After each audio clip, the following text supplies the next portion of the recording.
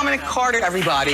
Now, here's Dominic Carter on Talk Radio 77 WABC. Let's begin with, let's go to Joe in Staten Island, on Staten Island. Good morning, Joe, and welcome to the Dominic Carter Show. Hey, Dominic, how are you? I listen every night on the way home from work. And well, thank you. I called you 3 months ago, and I told you that about the plainclothes. I don't know if you remember. You definitely take 1,000 calls. Yes, I do remember. Well, I hate to tell you, I was right. Well, wait now. The plainclothes as far as the police? Correct, yeah. Yes. I mean, in other words, he never deployed the plainclothes. And I want to just say this. Policing in Brooklyn, everything starts with the small things. Like you have these roving bands of these motorcycles. Yes.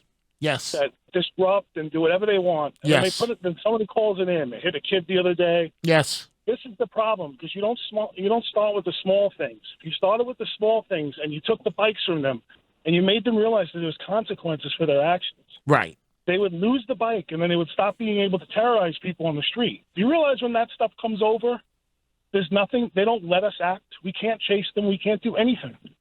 So it's an absolute open invitation to create chaos on the roads. And Joe, I agree with you. When you don't crack down on the small things, they lead to bigger things, and these youngsters feel that they have a right to do practically whatever they want to do. And there's so many of us that want to do this job, Dominic. We want to do the job. We love the job.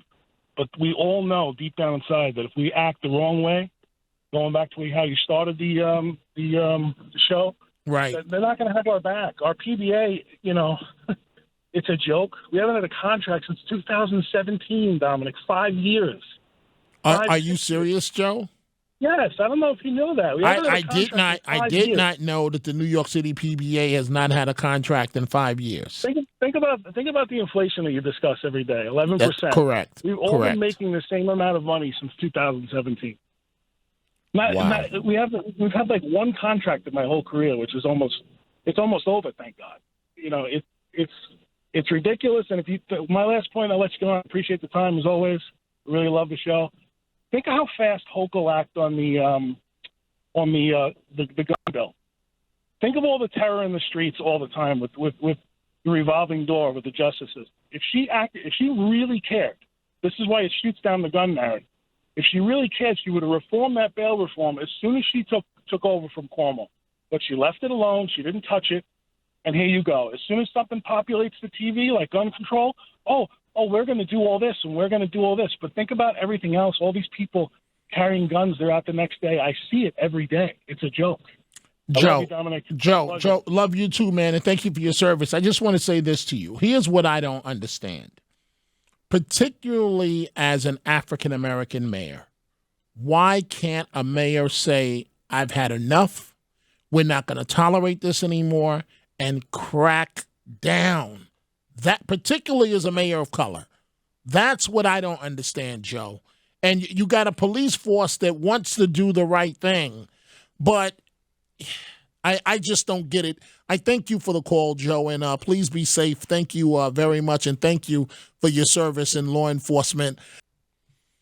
As far as the mentally ill gentleman that held up the trains yesterday, a few hours ago, let's go to Tony in the Bronx. Good afternoon. Good morning, Tony. You're on Talk Radio 77 WABC. Good morning. How you doing there? Pretty good. Go right ahead. Basically, yeah. I think we have such mentally ill problem in New York City. I mean, this gentleman just jumped on the tracks, started walking up and down, and he was just talking incoherent. And thank God that, one thing about New York City that I do love is if we come together, everybody came together on the platform, and we all trying to coax them into coming back up. So you were there, Tony? The train, huh? You were there?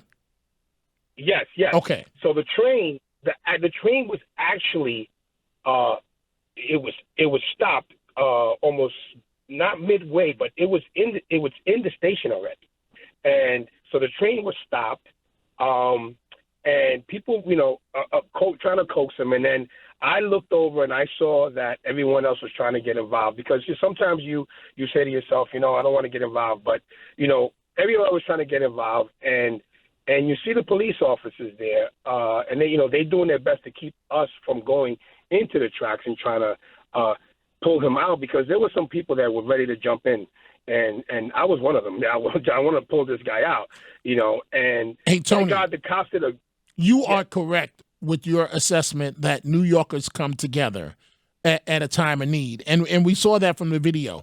But what I did not like, and I understand this is a mentally ill individual, but it seemed like he was greatly enjoying his 15 minutes of fame.